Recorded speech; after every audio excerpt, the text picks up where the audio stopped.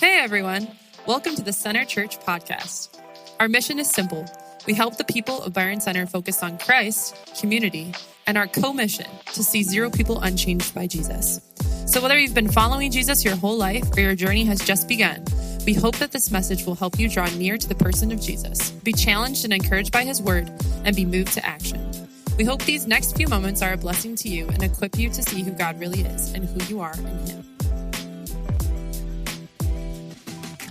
This morning, I want to begin by asking you a pretty easy question. Why do we build sandcastles when we go to the beach? Why do we build snowmen, for that matter, knowing that they're going to melt? Or why do we do laundry in a never-ending cycle? Why do I bother cleaning my house while my children still live in it? These are the real questions that keep me up late at night. I fell down a rabbit hole on the internet this past week because I knew that like sandcastle and sand sculpture competitions, they exist. And I knew that, but I was curious, what do they do at the end of these competitions, right? And so I go looking at, when my kids make sandcastles, they don't even last until we leave the beach, right? They destroy it as part of the game, right? I make the sandcastle equivalent of a stick figure, right? Like you take a bucket, you fill it with sand, pat, pat, pat, upside down, ta-da, tower. I'll take a twig and stick it in there for a flag. That's my sandcastle level. And I like to build moats. That's a lot of fun with my kids, and we'll build those. But then every single one of my sandcastles ends the same way. At some point, a big brother is going to come stomping through and ruin the whole thing. And it always ends with tears and meltdowns. And then my wife makes me go sit in the car. It's just... No, I'm kidding. But there actually are sandcastle competitions, sand sculpting competitions. There's one in Virginia Beach that's called the Neptune Festival, and you can win like an art prize. There's like a cash prize for this. People actually win money, and artists from all over the world fly in to compete with this. First place last year, 2025, came from Russia, which is funny because they don't have any sand in Russia, so they got to come here. I'm kidding. They have sand. But the second place sculptor came from Belarus. And these are world-renowned artists. Look at these sculptures. Can we show those? These are sand sculptures. They're made out of sand. Now that one, it gives a little, we can zoom in on that. That is the back of another sculpture. Can we show them the other side? Those are two sides of the same sculpture. That was the winner last year. There's another competition called the Texas Sand Fest. It's the largest sand sculpting festival in America because it's Texas. So of course it is, But it's insane. It's amazing some of the stuff that they can do with sand. How do you make swirls like that and those patterns? It's incredible. And there's two levels. I learned this because I was just curious. And I learned there's two levels, master and advanced amateurs. The master sculptors take on average 36 hours over 5 days to make these pieces of art. The advanced amateurs, they only take like 18 hours, so they're like barely trying. It's a full-time job, 38 hours in a week, right? Like, that's crazy. My 2-year-old daughter and I, when we build, it's about 3 seconds it takes us to build one sandcastle, and then she gets bored and wanders off, right? People will fly in from all over the world, travel thousands of miles, spend hundreds and thousands of dollars, and so many hours on these sculptures. But what happens when the competition's over? This is what I was curious about. And so I looked it up. Did you know this? They bulldoze it. They bring in bulldozers to knock down all these massive, those sculptures are bigger than people for the most part. And they bulldoze it because they can't leave them up. They take up the whole beach, right? Each artist has like their little box that they get to play in. And then if they leave them up, it'll disturb the local wildlife. It'll mess up the baby turtles. So 2 days after the competition's over, they bring in the bulldozers and just knock it all down. Flatten the entire thing, make it sand. Once again, ashes to ashes, dust to dust, sand to sand. And it looks cool, don't get me wrong, but it all just seems so pointless. Have you ever sat and pondered the mysteries of the universe, amazed at the futility of life? Of course you haven't. We're far too busy for that. We don't have time to wonder if something is meaningless because before we could even get our bearings, that moment has come, grabbed our attention for half a second, and then moved on. As if it was never there. Life moves so fast, so many of us have never really had time to figure out whether it's worth living. The motto of the modern world is that it doesn't matter which direction you're going as long as you're sprinting to get there. But there are moments where we wonder if it's all futile and pointless. Like sandcastles and bulldozers, like cleaning a house with small children in it. Every now and then, I will look up from the Lego bin that I have just refilled, and I literally will watch my 4-year-old dump the bin all over again. And it's like, what is the point? Or laundry. Does anybody else have a spot designated in their living room on the couch that you can't sit on because that's the needs to be folded pile? Like it's clean, but it's not folded? No, just us? Oh, great. Or maybe it's something more serious. Have you ever had a relationship that you have poured so much into and you have seen so little progress? Or maybe it's your work. You're out there giving 110%, 60 plus hours a week, and you still can't seem to move the needle. Or if you're a student practicing an instrument or a sport and you're putting in the hours and you're working and you're studying, working as hard as you can, but you just don't feel like you're getting any better. Pointless. Meaningless. And normally the way life is set up, we move on before we even have a chance to ask the question. But for just a moment today, I want to slow down long enough to ask the question that we never ask. What is the point of life? And why does it feel like life is full of so many meaningless moments? Today, we're getting into a brand new sermon series called Living with the End in Mind. And I know you've never heard me say this before, but I'm really excited about this one. In this season, as we prepare for Easter next month, we're going to spend time in the book of Ecclesiastes. I'm not going to lie to you. If books of the Bible were children, Ecclesiastes is the moody teenager. You know who I'm talking about, right? It's the kid with the hair in their eyes and the black t-shirt and the stud belts and the fingernail polish, and they all look the same because that is the look that says, I am unique. And nobody understands me, Mom. It's okay, I'm allowed to make fun of them. I used to be one of those. But Ecclesiastes can be kind of moody and dark, depressing and heavy. And yet, the reason I'm so excited to get into it is because if you can unlock the mystery, the truth that God has for us in this book, it will literally, and I'm not exaggerating, it will flood your life with meaning and purpose. And so if you want to grab your Bible, you can look it up on your phone or grab a Bible off the back wall. We're going to be in Ecclesiastes chapter 1, verse 1. Now, if you're not sure where that is, check it out in the table of contents at the beginning. It's in the Old Testament, so it's the front half of the Bible, and it is just as hard to spell as it is to pronounce. Ecclesiastes, E-C-C-L-E-S-I-A. I'm sure you see it. It's one of the longest names for a book in the Bible. But Ecclesiastes chapter 1, verse 1.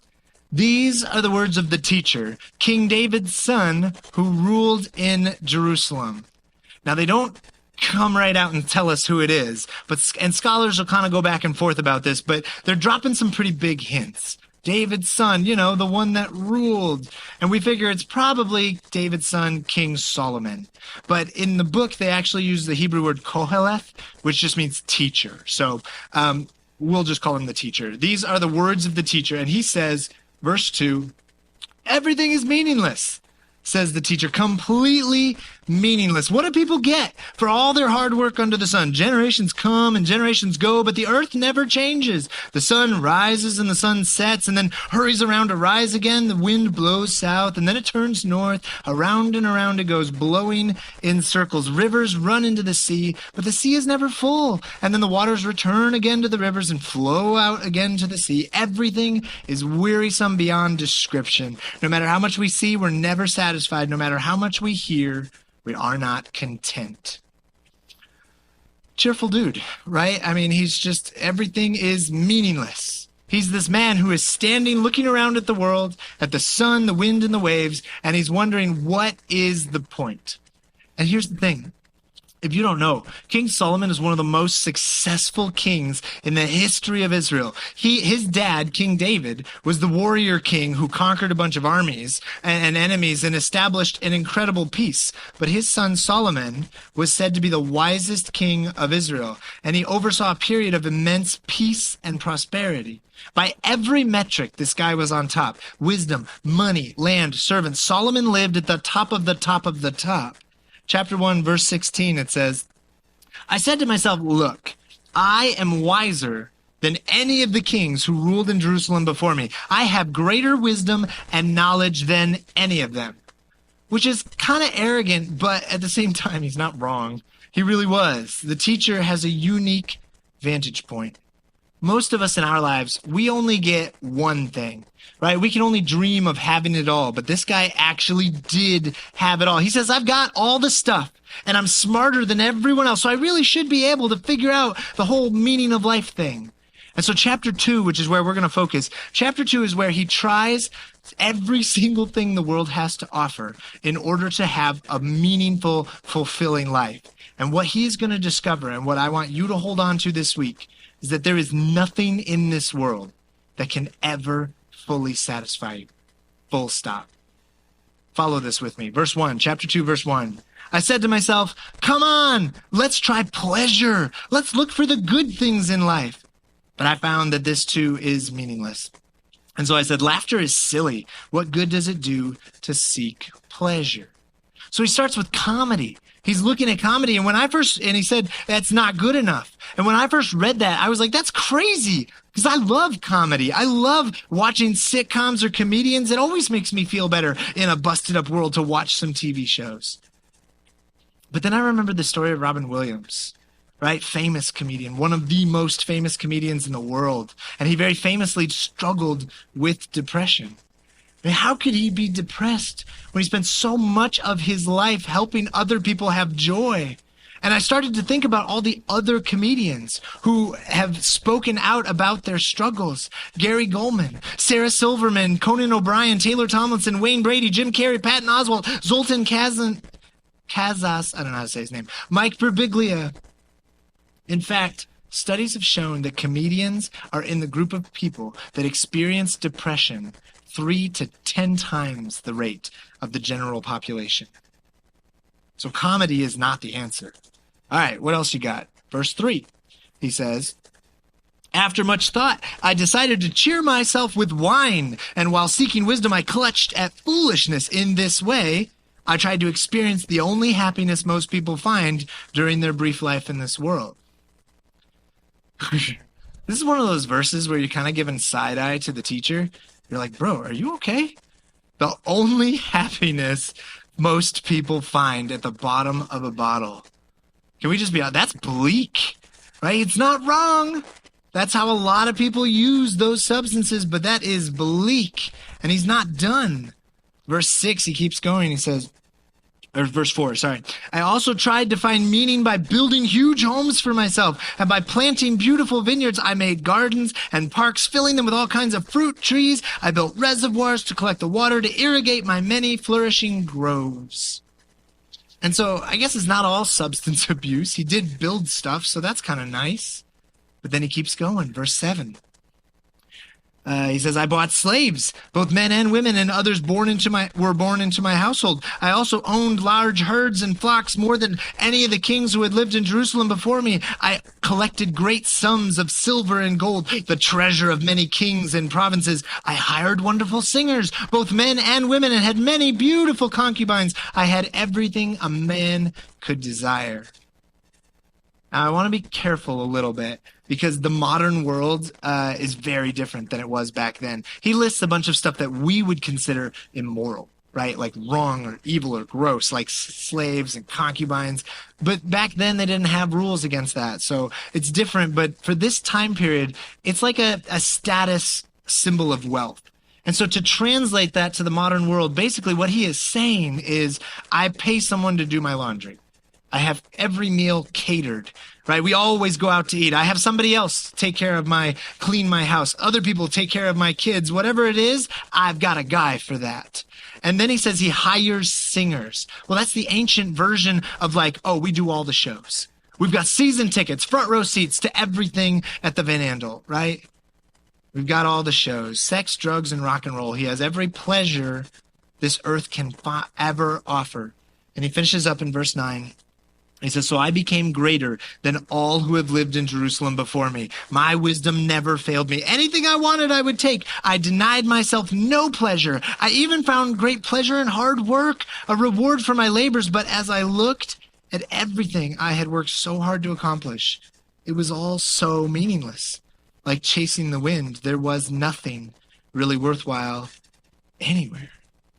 So he tried comedy, and then he tried alcohol, and then he tried stuff, and he tried work, and he tried women, and none of it was enough. So then he shifts gears. Verse 12, he says, "Well, so I decided to compare wisdom with foolishness and madness, for who could do this better than I, the king? I thought wisdom is better than foolishness, just as light is better than darkness." So he's like, okay, I've tried having lots of stuff. That wasn't enough. I've tried lots of experiences. That wasn't enough. So now I'll turn to intellectual pursuits. I'm going to go after wisdom and have deep philosophical conversations and unravel the mysteries of the universe and become a super genius, and everyone will love me because of my great big brain, and that will fulfill me. But then in verse 14, he says, "For the wise can see where they're going, but fools walk in the dark. And yet I saw that the wise and the foolish share the same fate. Both will die. So I said to myself, since the end is the same for the fool, what is the value of all my wisdom? It's all meaningless." He says stupid people and smart people both die. So what is the point? Who cares if I'm smarter than everybody else? And then this is the most important verse, verse 17 right there. It says, "So I came to hate life, because everything done here under the sun is so troubling. Everything is meaningless, like chasing the wind."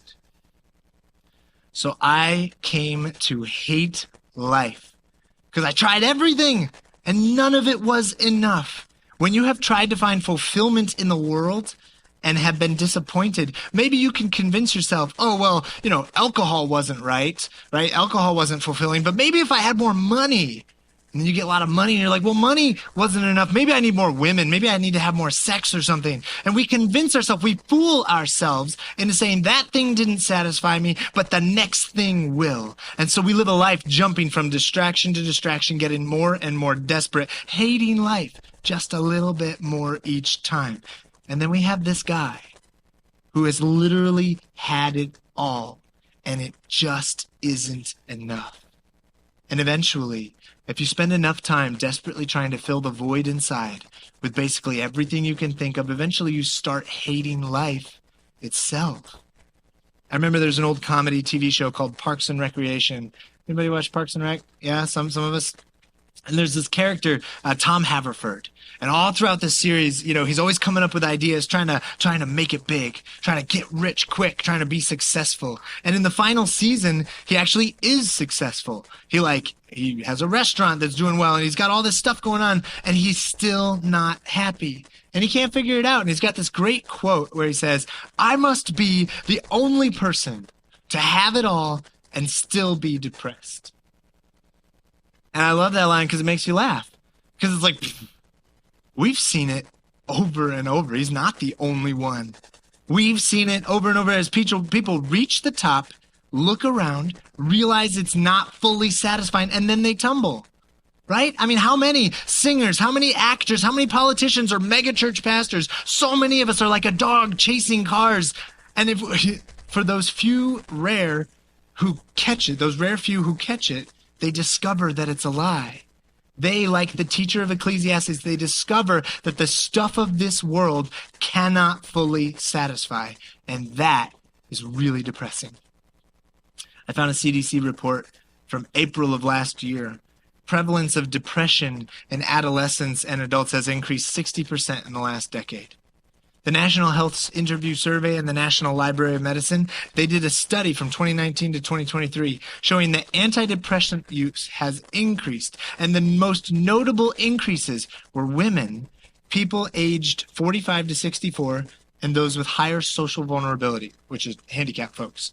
And they noticed there's racial disparities too. White people show the highest use of antidepressants.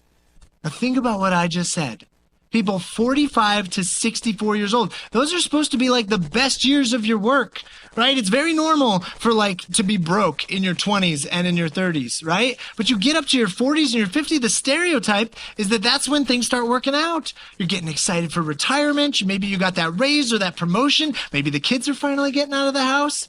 But what their study shows is that group of people, most likely to be on antidepressants. And white people, that was surprising when I saw that. I mean, my social media feed has been screaming at me for years that white people are the most privileged. They have the most advantages. We have it all. And there's some truth to that. There's a lot of social advantages that I have because I'm white. And yet, studies show the most common use comes from white people, women, individuals 45 to 64, and the socially vulnerable. The teacher in Ecclesiastes, he tells us, I have come to hate this life because I reached the top and it was not enough. The hard truth is that this world, even the best it has to offer, this world is disappointing. Now I want to name something real quick. In this moment, at this part in the message, I so badly want to make a joke. Like I want to do something goofy to make you laugh or lighten the mood. It's taking all my self-control not to do something to make you feel better. Because if you've been around Center Church for a while, you guys know me. I'm a chronically cheerful person. I'm just a happy person all the time. I might be the happiest person you've ever met. It's actually really annoying to the people I love. I have a lot of wonderful people in my life who struggle with mental health. And I'm over here, I'm all sunshine and rainbows. I'm like, isn't life amazing? La, la, la. Drives them crazy. In fact, it's so bad, I have accidentally hurt relationships in my life because my friend will be depressed and going through something hard, and I'll just turn them into a distraction project. I'm so good at putting a positive spin on things. If you're feeling bad, come talk to me. I'll make you feel better. Like, that's a skill for me. And really, that's what I'm good at, distracting myself from despair. And that's what self-help is in most of the world. So much of life is trying to help people get better at distracting themselves. One time when I was in seminary, I had a friend who was going through a hard time. And there were a bunch of us having lunch together, talking about it. And I'm sitting there, I'm just this fountain of positivity. And it was really starting to bother her. And she looked at me and she said, it's like you're a cartoon character. And I remember laughing at the time. I thought, yeah, I'm the happy one. That's like good. I thought it was a compliment. Years later, I look back and realized I was being a bad friend. She was going through something. She didn't need happiness. She needed someone to sit with her in that. There are times in life when the distractions simply are not enough. And the solution is not, here, try another distraction. Sometimes we don't want Mr. Sunshine and Roses coming in. And so I'm sitting, trying not to make a joke. Because what if we didn't distract ourselves? What if just for a moment we did not cheer ourselves up with some feel-good platitude? What if we just sat in the darkness and let the realization wash over us that this world, even the best parts, this world, is a disappointment?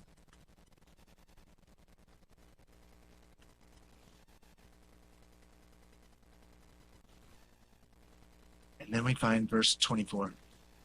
Chapter 2, verse 24 says, so I decided there's nothing better than to enjoy food and drink and to find satisfaction in your work. And then I realized that these pleasures are from the hand of God. The teacher has this realization that the things that will bring him the most satisfaction are the things that come from the hand of God. God is the true source of true and lasting satisfaction. C.S. Lewis put it like this. He said, if I find in myself a desire which no experience in this world can satisfy, the most probable explanation is that I was made for another world. The deepest desire of our heart can only be fulfilled by God. Think about the checklist that the teacher tried. He worked hard. He built homes. He planted gardens. He tried comedy, wine, sex, money. And please understand, I'm not trying to criticize that stuff, right? Those things can be part of a wonderful life. I'm not up here to say, oh, the world's terrible. All those things are evil. That's not my point. I'm up here to tell you that that stuff, it will distract you. It will satisfy you for a while, for just a moment, fleeting. But as long as you're trying to put your ultimate hope in anything except God, you will eventually be let down. But if you can let the good things of this world point you to God, you can find lasting fulfillment.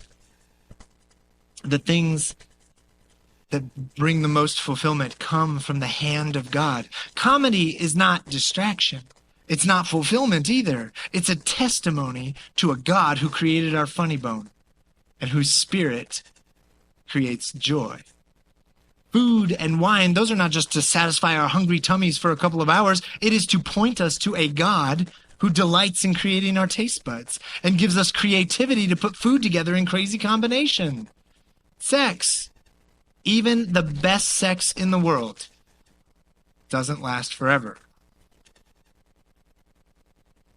I'm not going to make a joke.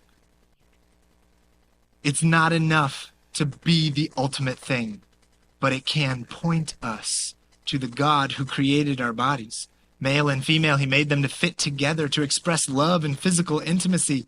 The world is a disappointment unless you use it to point to the hand of God.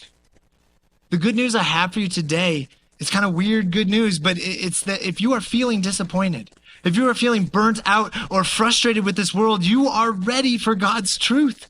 The first step to solving a problem is to acknowledge that one exists. Disappointment in this world is necessary. There are so many people who are living that life of steady distraction. They're still chasing. They're still desperately grabbing at every glittery diversion. And I think the reason that anxiety is so high for a lot of people, especially the most privileged, the people who have the most in life, the reason their anxiety is so high is that they know it's not enough. Secretly, they know that it's all for nothing.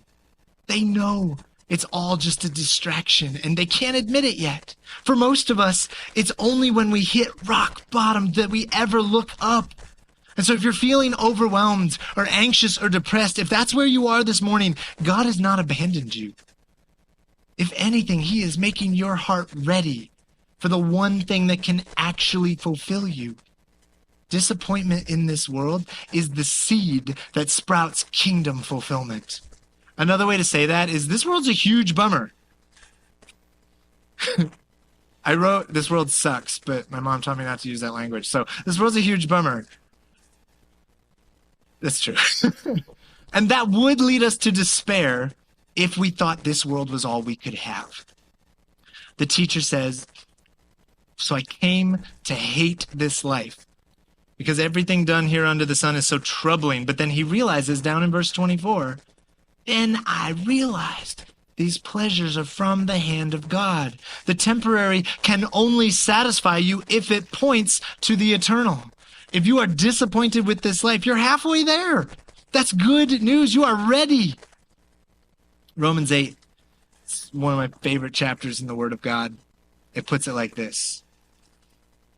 Verse 18. And it says, yet what we suffer now is nothing compared to the glory he will reveal to us later. For all creation is waiting eagerly for that future day when God will reveal who his children really are. Against its will, all creation was subjected to God's curse, but with eager hope, the creation looks forward to the day when it will join God's children in glorious freedom from death and decay. Freedom from death and decay.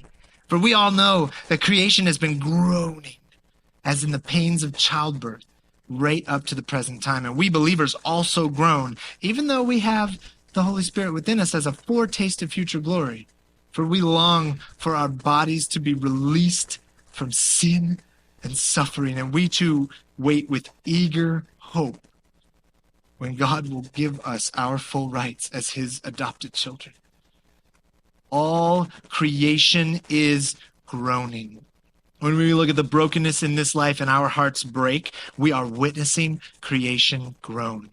When you watch the news and your anxiety spikes, creation is groaning. When there's more wars and more bombs and more people dying, creation is groaning. When your job feels pointless or your marriage feels stuck in a rut, creation is groaning. When you go on that amazing vacation that you thought was going to solve problems and then you get back and the kids go right back to bickering 10 seconds later, creation is groaning. When your coworker or your boss does that one frustrating thing that they always do, predictable as the sunrise, creation is groaning. When you give that one friend another chance and they let you down again, creation is groaning. Or maybe you start dating. You're putting your heart out there. Or maybe you're on the job hunt and you're searching. You keep putting yourself out there again and again, and you're getting shot down, and it's not that big a deal, but the rejection really starts to wear on you. Creation is groaning. Every time we are disappointed with this world, we are experiencing the groaning of creation. And in that moment, you have a choice. You could believe that this life is all there is, in which case disappointment leads to despair. We learn to hate this life that keeps letting us down.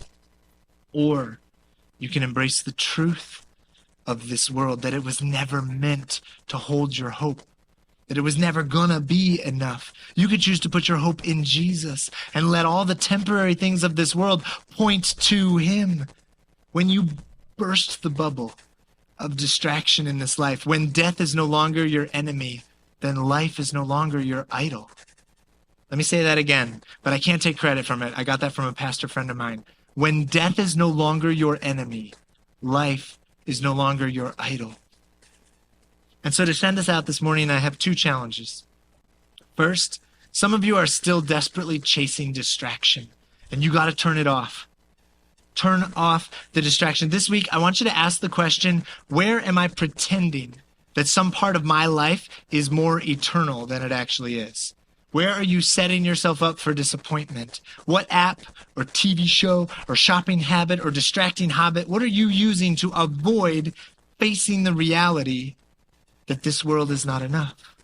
A lot of you are familiar, we're in the season of preparing for Easter. We call it Lent. And I want to encourage you, if you find something in your life, if you pray and you talk to God and you found something that you are using just to fill the silence, maybe you need to fast from that thing. And what I mean is take a period of time and give that thing up. If it's sinful, give it up forever, please. But if it's just a distraction, it's not necessarily sinful, but you're using it as a distraction, give it up for a season.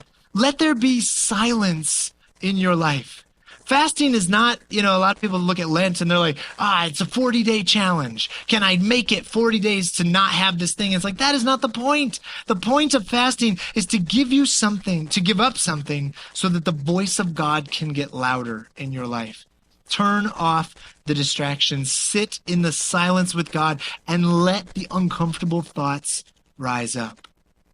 Acknowledge where you feel disappointed with the limitations of this life. It's okay to say this world is not enough.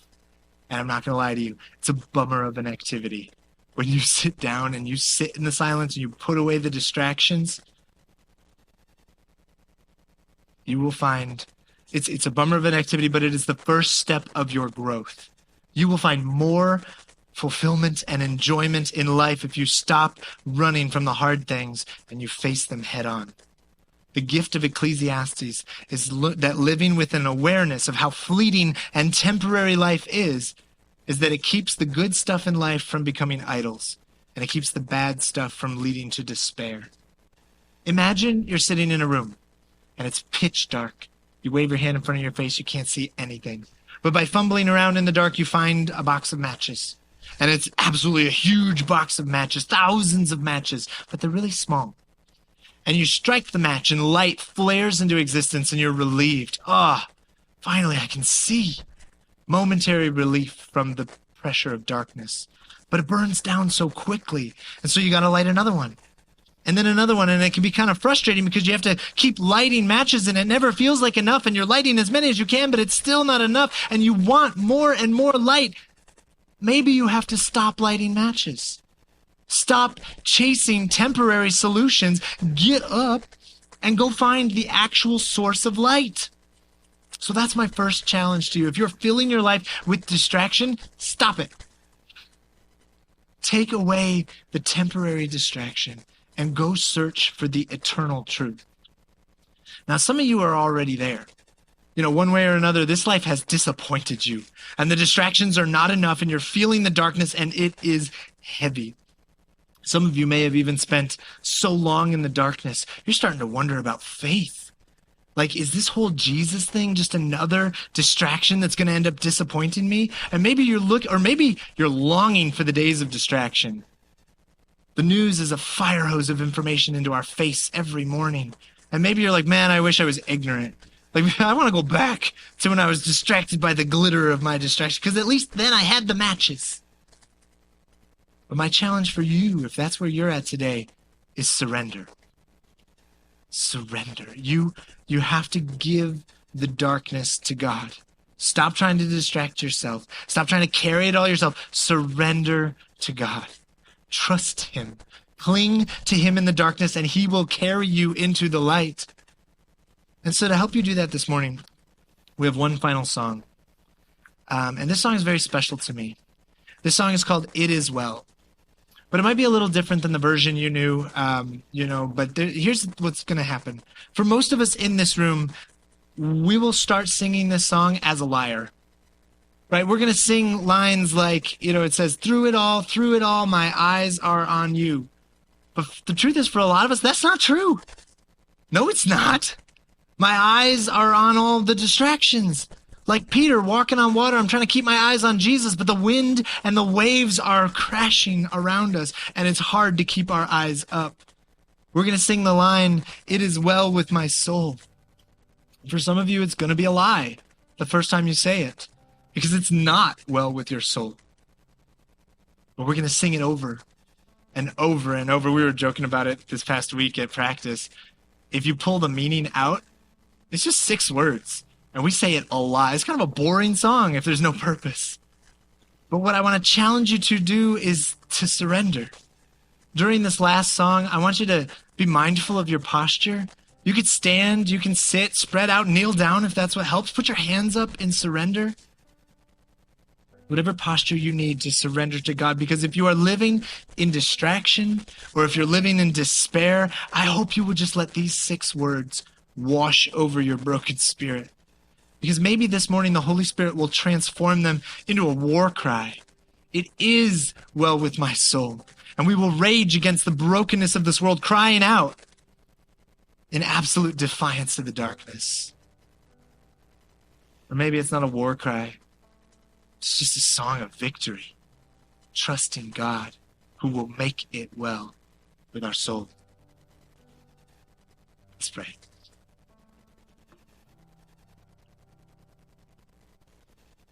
Dear Jesus, thank you for showing us that there is nothing in this world that can satisfy us. Even though it feels like bad news to realize that, God, I thank you for your truth. So many of us are spending all our time chasing distractions, and it disappoints us over and over. And you're standing there all the time saying, well, stop trying to fulfill your life with that. Help us turn to you, God. We come just as we are today.